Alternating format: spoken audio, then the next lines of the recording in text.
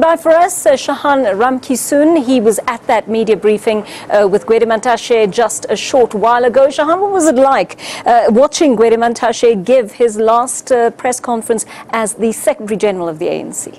I can tell you what, Joanne, was a special moment for Gwede Mantashe and members of the media.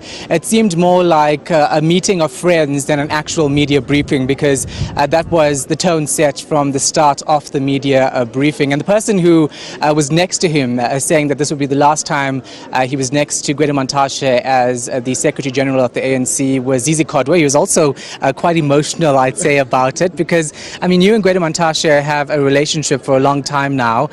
Just tell us about this moment firstly before we get into the organizational report. What was that moment like for you, knowing that that would be the last time next to him there? It's quite emotional, given the experience. I've not known and I've not worked with any Secretary General of the ANC except him. I'll miss the personality. And I think for me to work with him, it was a political school. And a lot of experience that I don't think any university would have provided me, I've gained working with him. Very patient, sometimes educating us on how to deal with very difficult situations, where sometimes you thought even the ANC is breaking up. And it's only Gwede who will let you know that, look, it's not breaking up, just come down. And I think we'll miss that opportunity, all of us at Lutul House. Now, tell us about the organizational report. Some points mentioned, of course, specifically that the ANC must work to increase support. We heard this at a policy conference. The ANC has acknowledged that there are divisions. The ANC has acknowledged that it's a lost support of South Africans across the board. So this report now goes to the new leadership. Can it be ignored or not? It can be ignored because it's a successor in law that you must, in the same way you inherit the good things that your predecessor has done, you must also take the mistakes and make sure that you correct them. There are so many things that we have done, I think, as outgoing leadership. There are so many mistakes as well that were committed. And I think in terms of self-judgment, those are the things that the new leadership, there are things that are the mistakes of the outgoing leadership it must not commit. And I think there are lessons to be learned. Where we've done well, I think they must just accelerate.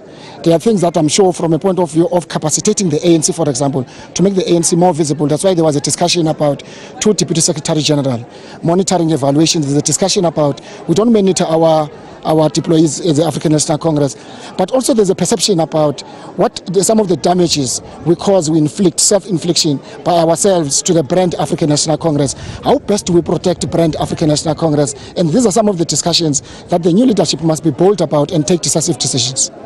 Let's talk about the fact that I asked Gwede Mantashe who was his biggest challenge. He, of course, answered around it because that's what he had to do. You said to me when I asked that question, you know the answer to it. So who is it? The answer, you know, that has always been, which I always come to your program. You always ask me about ill-discipline in the organization, unity in the organization. Whilst we say unity, the actions and the conduct of some of our comrades is contrary to that. And you always insist and correctly, you ask, can we ever achieve unity in the organization? The ANC is a mass-based organization.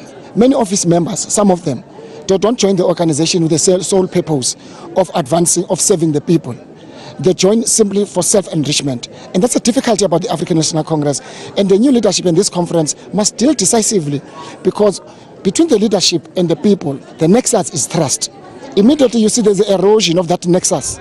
Trust, public trust, must never be in doubt about the ability of the leadership to serve in the interest of the people. If that is eroded, you must know that over time, you see that in terms of electoral outcomes, the ANC will drop because there's erosion of the nexus, which is public trust. Let's move away from this press conference, Zizi, and talk about the voting process is done and dusted. First, before we move on to vote counting, tell us how that process went.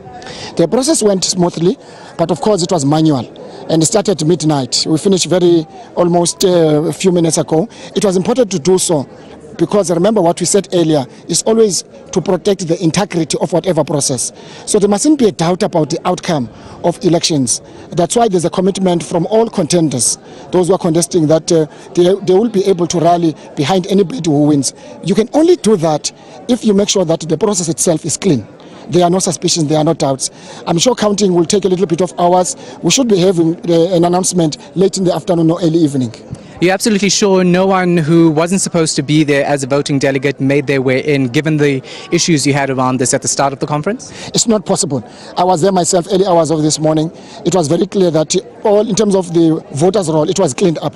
So you couldn't, because you needed something of identity beyond what is a tag of the conference, something that may identify that you are truly Zizi Kodwa. You went on Twitter and said that you were backing Cyril Ramaphosa for this position of presidency. Why did you feel the need to publicly make that statement while voting? Do you think it would have encouraged or influenced any other voting delegates to follow your lead? I don't think it was the intention. I think the intention was that this is a conference of the ANC. And in terms of the discipline of the organization, this is where we express our preferences. In the past, I would not have done that in public, but it was important to do so because, in my view, the challenges facing the African National Congress, this conference must emerge two things. It must emerge with what I call a leadership that restores confidence of the people, public, to the African National Congress, but also it must inspire hope. You need a leadership that inspires. People must have a hope that South Africa can be a better tomorrow under the leadership of the ANC. So if this conference can achieve those two things, restore confidence and inspire hope. So you don't think Nkosazana Dlamini Zuma can do just that? I can't speak about another candidate. I can only speak about my candidate. So what happens if Cyril Ramaphosa doesn't win? Do you lose your job as spokesperson? You've been mentioning inside this might be my last address as spokesperson as well. Why do you feel that way? I have no intention of being the spokesperson of the ANC again. There's a saying that a good dancer leaves the stage. He knows when to leave the stage. You leave the stage when everybody says, we want more, we want, that is when you must leave the stage. I think I've done my part, and I think I must give an opportunity to someone else. So where to from here? I will remain active in my life, whether socially or politically.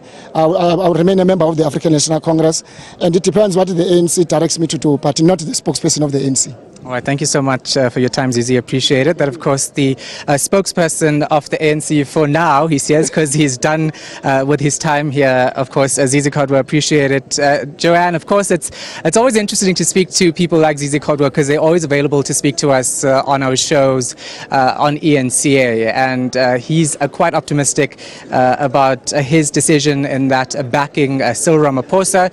Also being reminiscent about the fact that he's going to miss Gwede and working with him as the Secretary General of the ANC. Shahan, thanks so much for that. Zizi Kodwa building up a picture of exactly what it was like working alongside Gwede Mantashe, and indeed he has been very available to us at ENCA, and it's always been a pleasure to interview Zizi on our programs.